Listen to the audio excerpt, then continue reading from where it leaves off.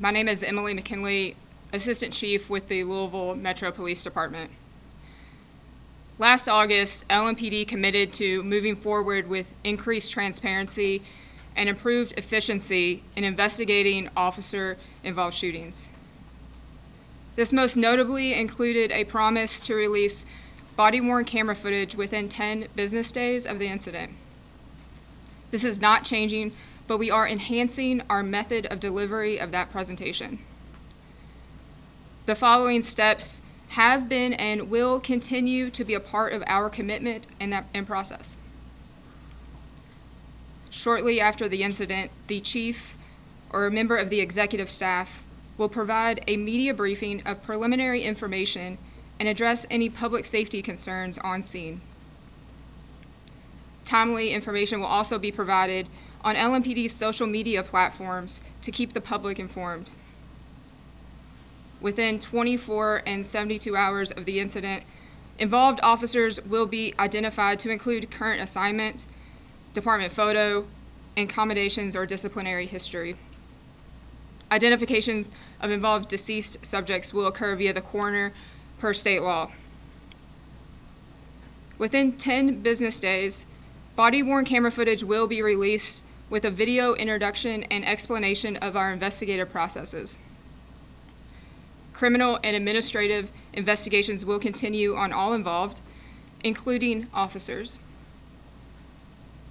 Consultation with the Commonwealth Attorney's Office and applicable presentations to the grand jury will also occur. A copy of the case file will be provided to the Kentucky State Police for a thorough investigative review. A copy will also be provided to the Louisville Office of Inspector General in compliance with LMP's existing Memorandum of Understanding. Our goal is to provide the community and our officers with a clear understanding of the process and a consistent format to make as much information public as possible, all while protecting the integrity of the ongoing criminal and administrative investigations. In many cases, at this 10 business day mark, there are still witnesses, both officers and civilians, needing to be interviewed and other evidence awaiting collection or processing. It is important to be cautious to not inadvertently release information that may taint future statements or investigations. To streamline communication and expectations, we have developed a standardized and curated video package we will be using moving forward when releasing body-worn camera footage of officer-involved shootings. Each curated video will include a detailed description of the incident, body-worn camera footage of involved officers, the identification of the involved officers and the subject, and an explanation of LMPD policy, equipment, and the investigative processes.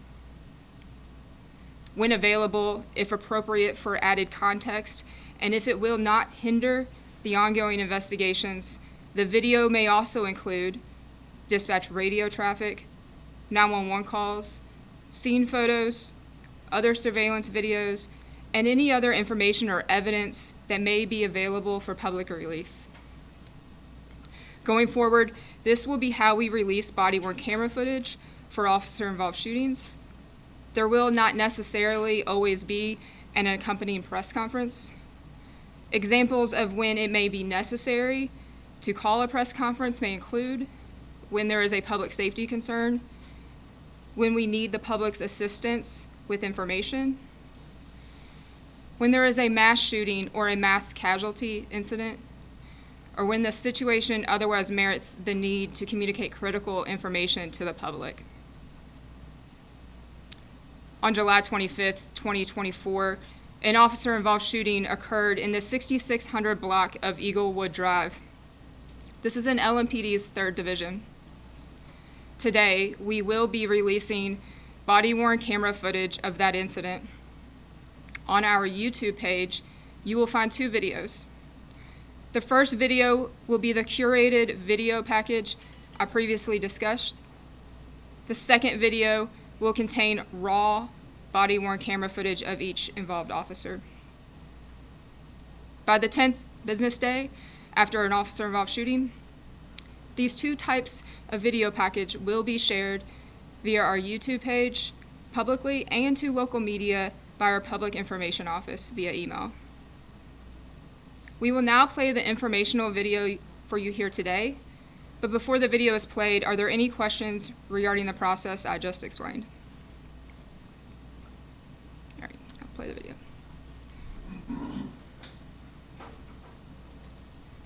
This is about a 28-minute video. My name is Emily McKinley, Assistant Chief for the Louisville Metro Police Department. Today I'm going to provide an update to a recent officer-involved shooting that took place in LMPD's 3rd Division. This video presentation will include the 911 call, body-worn camera footage from the involved officers, photographs of the incident, and an explanation of our investigative processes. As a reminder, this is still an active and ongoing investigation. The information released today is what we know now, and because there is still much investigative work to be done, some details may change or evolve in the future as more information is learned. On Thursday, July 25th, 2024, at approximately 9:30 p.m., a 911 call was received from a male requesting police to a residence in the 6600 block of Eaglewood Drive. The male indicated he needed to go to the hospital and that there was some sort of unknown trouble occurring at the location. A loud argument with yelling and screaming from multiple people could be heard in the background, and the male did not answer further questions from the call taker regarding what was occurring. Without providing further information, the male hung up. The call taker attempted to call the number back, but did not receive an answer. This type of call is not eligible for the crisis deflection program due to the male not answering the call taker's questions about what was occurring and the unknown nature or extent of the trouble. It was also not clear or obvious that this could be a crisis call, nor was it clear the level of danger at the scene. When officers arrived at the location, they encountered a male who was behaving very erratically and not following directions from officers. Officers attempted to verbally calm the male and de-escalate the situation. Family members of the male were present and also attempted to de-escalate the male. During the encounter, which lasted approximately 15 minutes, the male armed himself with a large butcher knife. Ultimately, the male charged officers while wielding the butcher knife, prompting the officers to discharge less lethal weapons and their firearms, striking the subject multiple times. Officers immediately provided first aid and medical assistance to the male, and he was pronounced deceased on scene by EMS. It should be noted, it was later learned the male who called 911 was Joel Napoles Rivelo, the subject shot by officers during this incident. You will see in the body-worn camera video, officers used two types of less lethal options, a foam baton launcher and the taser. These tools were discharged when the subject charged officers while wielding the butcher knife. This occurred simultaneously as 3 officers discharged their firearms. During the scene investigation by our Public Integrity Unit, a large butcher knife was recovered from the scene, and a quantity of suspected methamphetamine was recovered from inside the home. Just a reminder of how our body-worn camera system works. There is a 30-second buffer of video without audio prior to the officer activating the camera. This is to capture sudden incidents that may occur prior to the activation. Also, as a reminder, the body-worn camera captures an independent view that may differ from the officer's viewpoint and the officer's recollection. For safety priorities, when we are assessing situations as police officers, we use these safety priorities. We make decisions based on who is most at risk for imminent danger and who can control the situation. Victims and hostages have the least control over a situation and are most at risk for imminent danger. Uninvolved citizens are next concerning risk of imminent danger and control. Officers follow regarding the risk of imminent danger and the ability to control the situations. And suspects and subjects ultimately have the most control over a situation based on their actions and willingness to comply with officers. This is not a ranking of whose life is more important or not. It's about danger versus control. Who is in the most danger and who has the most control of the outcome of the situation? These are the three officers who discharged their firearms during this incident. Officer Matthew Forbes, Officer Garrett Schmeltz, and Officer Kendrick Eves. The involved subject is Joel Napoles Rabello. He was a 32-year-old Hispanic male. We will now play the 911 call received prompting officers to respond to a residence in the 6600 block of Eaglewood Drive. The location is a townhome situated in a subdivision located in southwest Louisville near Valley Station. 911, Operator Sparks, where is your emergency? 911. Mamá, ¿por qué me rompieron el pullover? 911, where's your emergency? This is 911. Do you have an emergency? Hi. Mama, I got an emergency. Okay, Here. what's the address? It's a 6610 Eaglewood Drive. 6610. My mom wanna kill me. Okay, 6610 Eaglewood Drive. Is that a house or an apartment? Eaglewood Drive. Is that a house or an apartment? It's a house. It's my house. What is your name? Joel, Y-O-E-L. Okay, tell me exactly what happened. Nápoles. What? Yeah. What's going on there? Let me talk to my.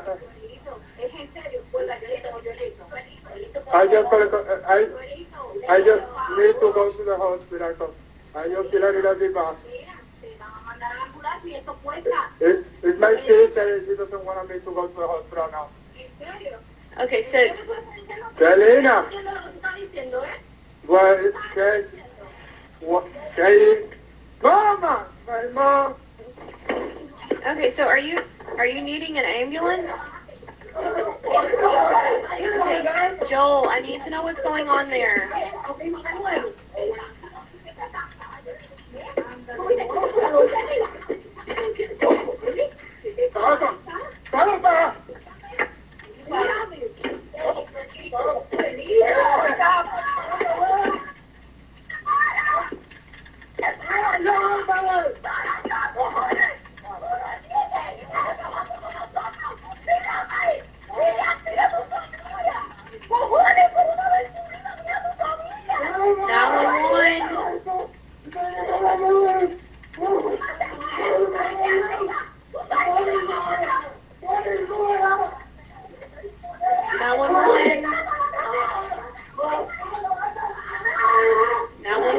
Where's your emergency?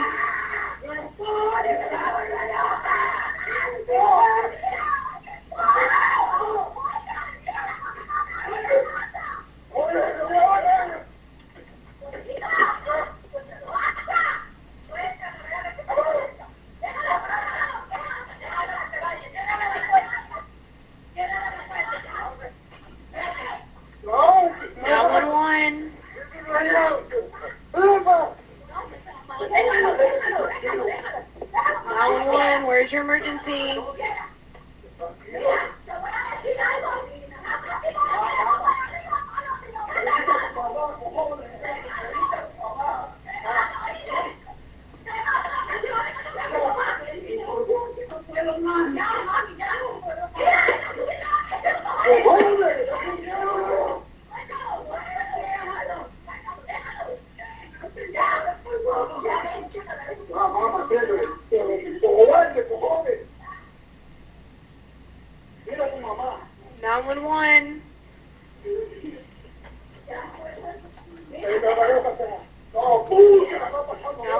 Where's your emergency?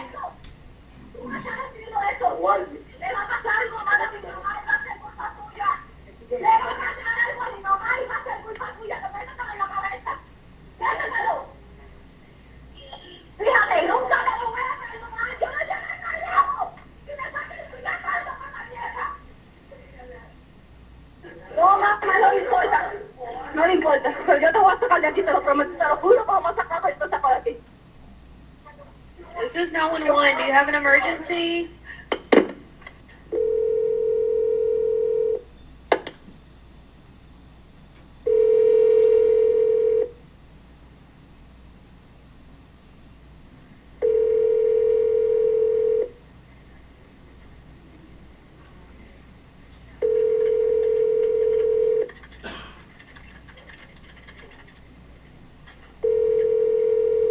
We will now show a compilation of the body-worn cameras of officers on scene. Full-length, unedited body-worn camera footage from the involved officers will be available at the end of this presentation. What you're about to view is body-worn camera footage from the officers who discharged their firearms. In accordance with LMPD procedure, the officers were placed on administrative leave. The LMPD Public Integrity Unit is the lead on the investigation. Upon completion of its investigation, LMPD will present the case to the Commonwealth's Attorney's Office for a final criminal disposition. A copy of the investigation will be turned over to the Kentucky State Police for peer review, and a copy will go to the Louisville Office of Inspector General.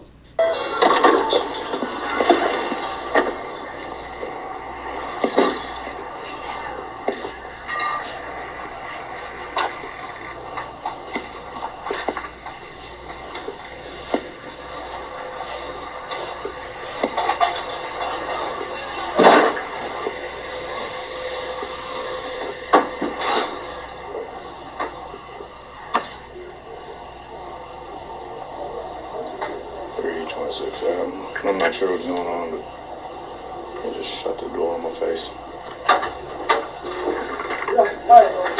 What's going on? Nothing.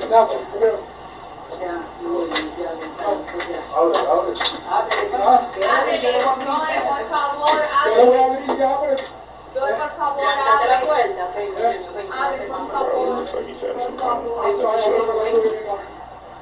Put that down. Put that down. Whatever's in your hand, put that down. He's not being in the Joy, por favor. Okay.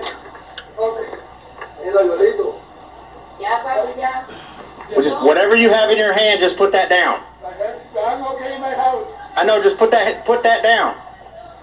Just put whatever's in your hand, put that down. Just, yeah, the thing, put that down. Yeah, put that down. Yeah, just put that down.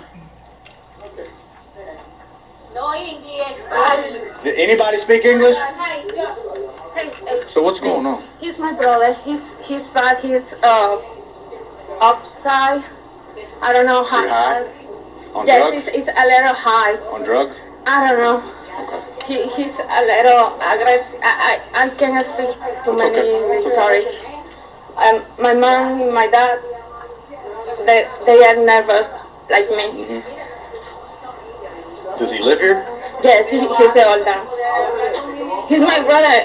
Actually, he's fine. Does he take medicine? No, No. he don't want it. He don't want it? Okay. Do you know what he's been diagnosed with? No, Do your parents know? Has he been diagnosed with anything? He hasn't? I'm gonna. no, never. Can you ask him if he wants to see EMS? He don't want it. He don't want nothing?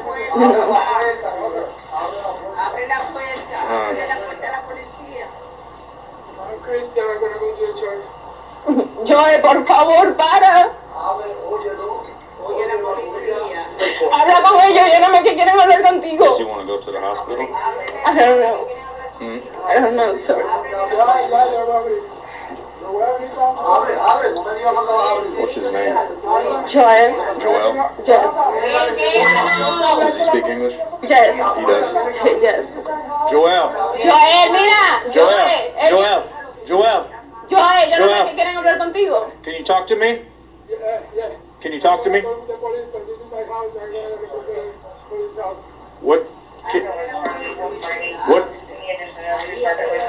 Ábrelo, ya no te van a hacer nada. Can you just talk to me through the screen? Ella no You me- don't have to come outside. Just talk to me Mira, through the screen. ellos no quieren hablar contigo, no tienes que abrir la puerta, solamente por ahí por el cristal. You got one. Can you just talk to me through the screen? Él solamente quiere hablar contigo por el cristal. Can you just talk to me right here? No, I'm gonna go with you. This is my house. I understand. I just want to talk to you right here. I'm gonna go with you. Joel, Can I talk to you ellos right here? nada más que quieren hablar contigo a través del cristal. I don't want to come inside. I just want to talk to you right here. Can you tell him I don't need to come inside? Él no quiere ir adentro, ni que tú salgas. Él solamente quiere hablar contigo por el cristal. Joel, solo por el cristal, háblale. Él no quiere entrar. See, tell me he's not in trouble. Tell me he's not in trouble. He's not in trouble. Mira, Joe, no estás en problema. Joe, mira, no estás en problema. Ellos nada más que quieren hablar contigo, por favor. Ábrame, mira, por aquí, por el cristal. No tienes que salir, mira, papá, déjalo, mira. Está bien, déjalo que él abra, déjalo con calma. Con calma, ellos nada más que quieren hablar contigo y tú no estás en problema. He doesn't have to come outside. He can stay right there. I just need to talk to him. Déjalo, papá. No hagas nada, déjalo. No hagas nada, ellos se van a encargar de todo. No hagas nada, ¿ok? Ellos nada más que quieren hablar con él. I just want to talk to you right here. Right here. Okay, that's fine. Can I talk to you right here? I'm not coming in. I'm going to talk to you. I'm going to stand right there and I'm going to talk to you through the window. Can you just tell me I'll talk to him through the window right here? Joe, mira, ellos nada más que quieren hablar contigo por la ventana, ven. Joe, no hagas nada. Joe, por favor. Joe, deja eso, por favor. Joe, que te puedan disparar, por favor. Come here. Joe, por favor. Joe. Give me the tones. He just grabbed a knife. Joe. Come here. Oh, you're okay. Yeah, I know. We got a situation down there. Probably sergeant down there. No. You haven't stayed in the house. This way.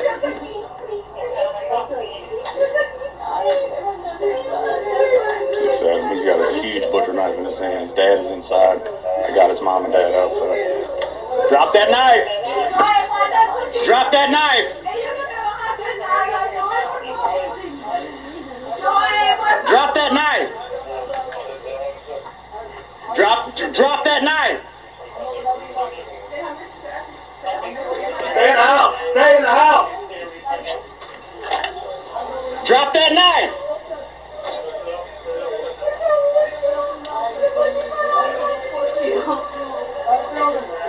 Drop that knife! Drop that knife! No. Stay. Drop that knife!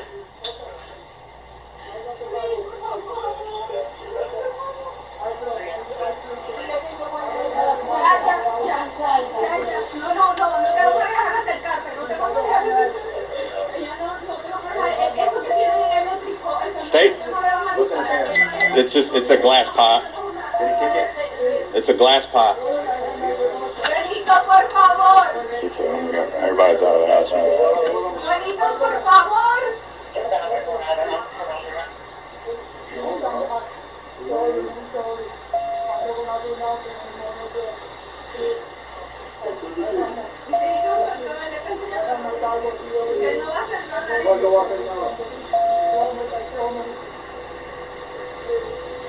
Please, ven, habla con ellos.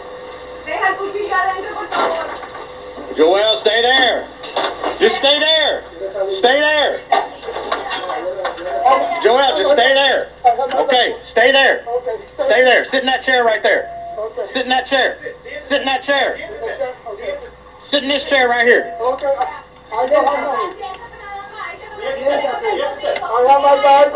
Right there, right there. Sit in that chair. Sit in that chair.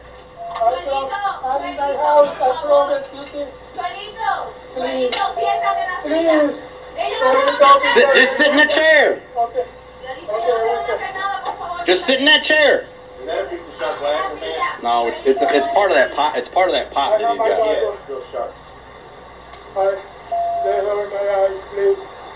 Tell him to drop what's in his hand. Put that down. That's in your hand. Put that down. Everything with the book. Everything with the book. Yes. Put there. Good. Thank you. Tell him to put both hands on the book. There you go. Like that. Just keep both hands on the book. No,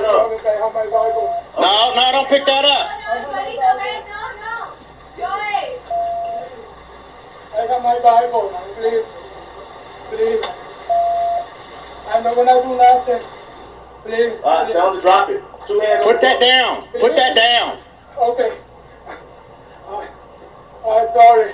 Delito, pero por favor, suelta eso. We're to the next station. He's just very erratic. He's dropped the knife now, and he's got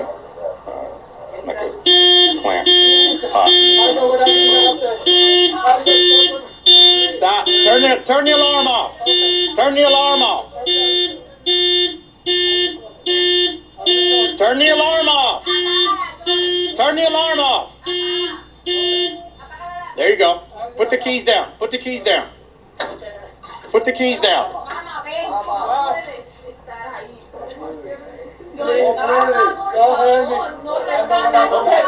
No, you're not in trouble. You're not in trouble. Keep. Okay. Tell them to go behind. You guys go behind the car. Go behind the car. No, no. Joel, sit down. Sit down. Joel, sit down. Sit down. Sit down. Sit down. Sit down. Sit down and drop the keys. Sit down. Yes, yes. You can still hold it. Just sit down. Perfect. Right there. Stay right there. Perfect. Perfect. Perfect. Perfect. No, sit down. Sit down.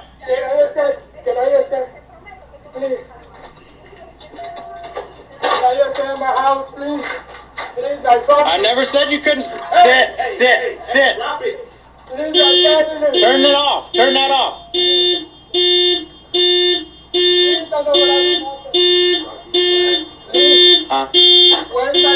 They're right here. Your family's right here.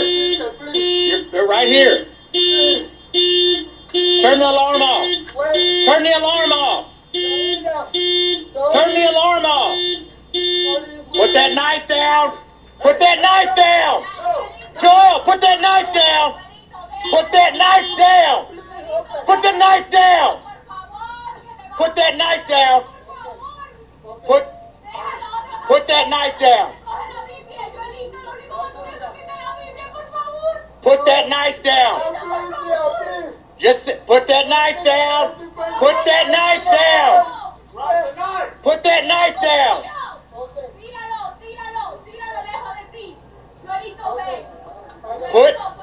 Don't touch that knife. I'm not touching. I'm not touching the knife. I'm Christian. I understand, and so am I. And so am I. Okay. Do not reach. Put that knife down. Okay, I will put the knife down. I want you to sit right here at this chair.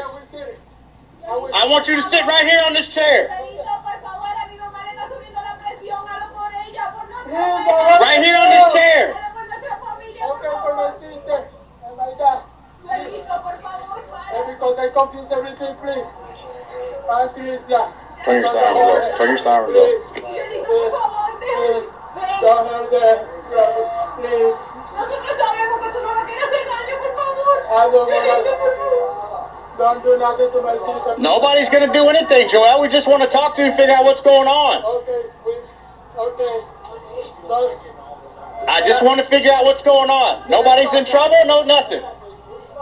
I just need you to come out here and sit on this chair. Hey. Is there another way out? Yes, yes.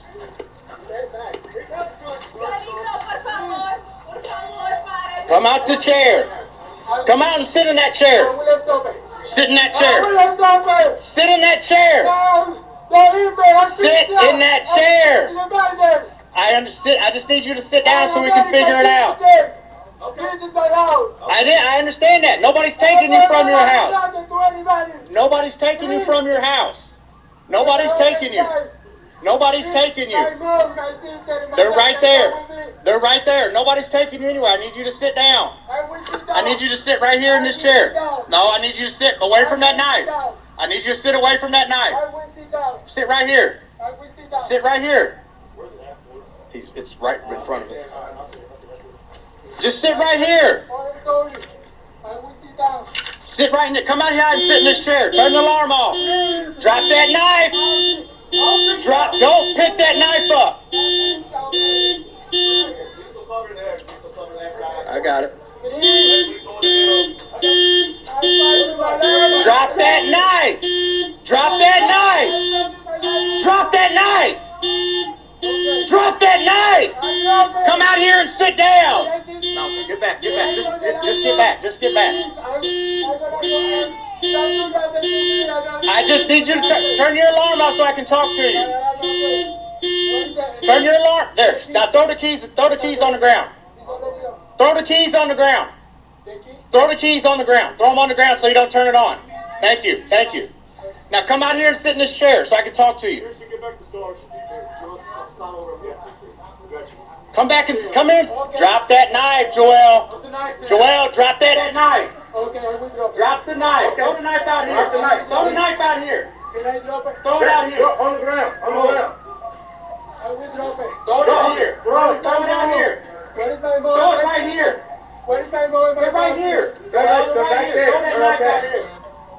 Oh, please. Where is my mom? I'm not gonna do nothing. I'm Christian. I'm Christian. Stop. I'm Christian. Stop.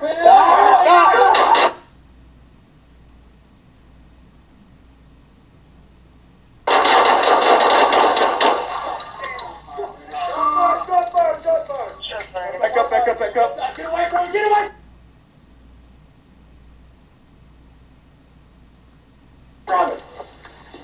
Knife's clear. Knife's clear. Go, hands on. Neck back. Neck bad up now. Cut him open. I need dry hands. Open this up. I need dry hands. Give me dry hands now. Give me rake. Tell me when it's up and we're going to start passing. Who's got that knife? It's right behind me, right? Stay with me. Stay with me. Do not die on me. We got one here. One there, one here.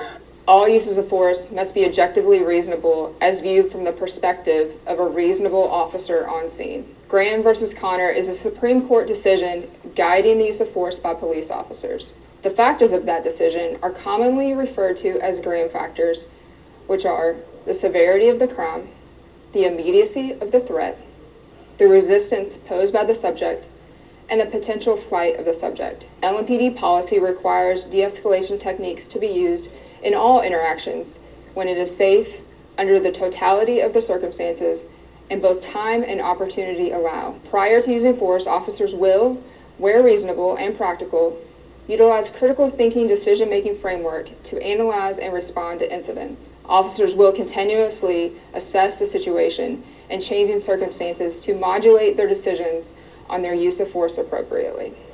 Just a reminder of our investigative process. Our Public Integrity Unit leads the criminal investigation and will eventually present the case to the Commonwealth Attorney for review. Our Professional Standards Unit will conduct a concurrent administrative investigation to assess for any policy violations. The Kentucky State Police will receive a copy for an investigative review, and the Office of Inspector General will also receive a copy of the final investigation. Officers involved in shootings and other critical incidents are placed on paid administrative leave pending the investigation. The chief has the authority to take immediate disciplinary action, and prior to returning to duty, officers must undergo mental health screenings and receive any necessary training. The LMPD Performance Review Board will conduct a post-incident tactical debrief to assess overall performance improvement and identify any training needs. Once complete, the findings of both the administrative and criminal investigations will be made public.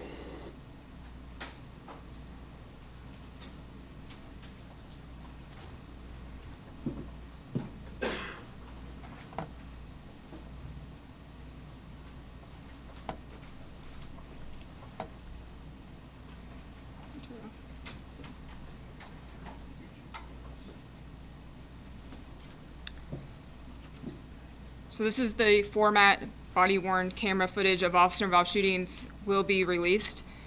This echoes the commitment of transparency and consistency from the mayor and the chief.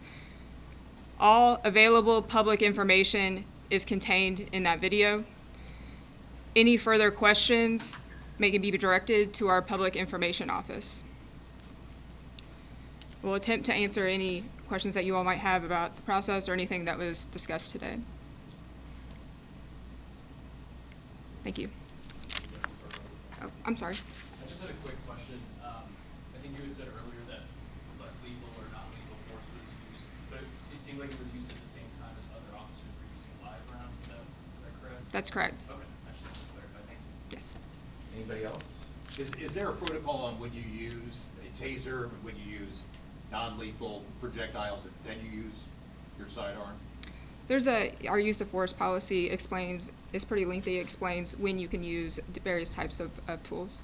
When you're in a situation like this one, is there somebody, one of the officers, who gives the protocol to use your taser, use your non-lethal, and then, or is it left up to the officer's discretion?